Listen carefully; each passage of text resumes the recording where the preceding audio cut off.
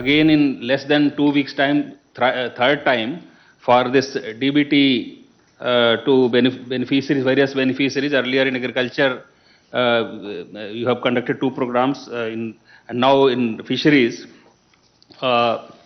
ముఖ్యంగా ఇవాళ ONGC 5th installment of 161.86 crore to 23,458 affected fishermen of Konasima and Kakinada districts. వాళ్ళకి గౌరవ CM గారు మరి బటన్ ప్రెస్ చేసి DBT ద్వారా వాళ్ళ మనీ ట్రాన్స్ఫర్ చేస్తారు. ఇన్ దీస్ 2 districts 69 గ్రామాల్లో సుమారుగా 8 మండలాల్లో 69 గ్రామాల్లో ఈ బెనిఫిషరీస్ ఉన్నారు. 23,458 వాళ్ళకి 11,500 చొప్పున పర్ మంత్ చొప్పున ఫర్ 24 months టోటల్ 647.44 crores ఇవ్వడం జరిగింది. అంటే ఈ ఇన్స్టాల్మెంట్ కలిపి ఇప్పటి వరకు అంటే మిగతా స్కీమ్స్ కూడా చూస్తే through various other schemes assistance to fishermen సుమారుగా 5,000 కోట్ల రూపాయలు ఈ ప్రభుత్వం ద్వారా ఇవ్వడం జరిగింది.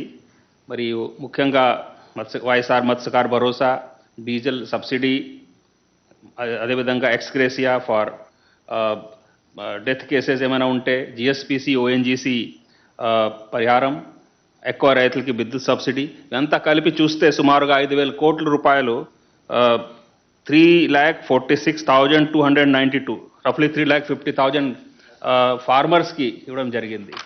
సో అంటే ఈ గవర్నమెంట్ డెఫినెట్లీ ఫిషర్మెన్ వెల్ఫేర్కి కమిటెడ్గా ఉంది.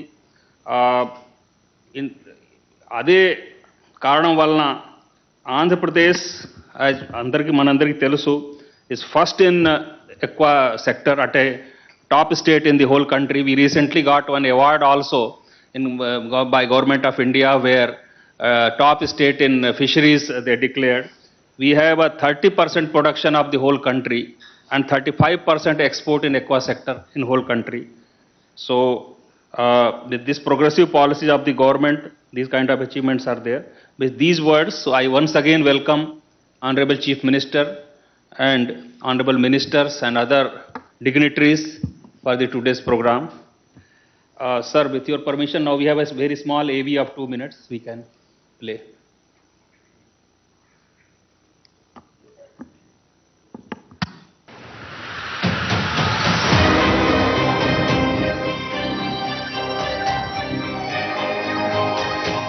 మత్స్యకార సోదరుల గతకాలపు పీడకలల్ని తొలగించాడు. వారి వర్తమానాన్ని వెలుగులమయం చేశాడు. భవిష్యత్తుకు బంగారు బాటలు వేశాడు.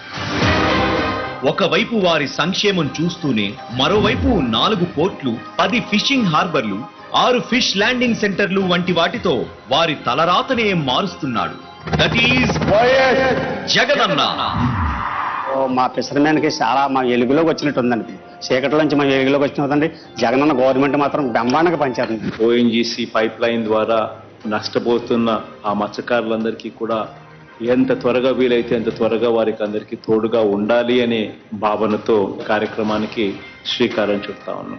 ONGC సంస్థ పైప్ లైన్ పనుల కారణంగా జీవనోపాధి కోల్పోయిన బిఆర్ అంబేద్కర్, కోనసీమ, కాకినాడ జిల్లాల్లోని 23,458 మత్స్యకార కుటుంబాలకు జగనన్న ప్రభుత్వమే చొరవ తీసుకొని ONGC ద్వారా ఆఖరిగా 5వ విడతలో మొత్తంగా 161.86 కోట్ల రూపాయలు నేరుగా వారికి అందిస్తోంది. ఇలా ఇప్పటి వరకు అందించిన మొత్తం 647.44 కోట్ల రూపాయలు. ఇలా మత్స్యరంగానికి వివిధ పథకాల ద్వారా ఈ 58 నెలల కాలంలో జగనన్న ప్రభుత్వం అందించిన లబ్ధి 4,913 కోట్ల రూపాయలు. ప్రభుత్వాలు ఎన్నో ప్రభుత్వాలు ఇచ్చే ఇప్పుడు కూడా ఇటువంటి కార్యాచరణ అయితే చేపట్టలేదు. ప్రభుత్వం జగన్మోహన్ రెడ్డి గారు మంచి కార్యాచరణ చేపట్టారు.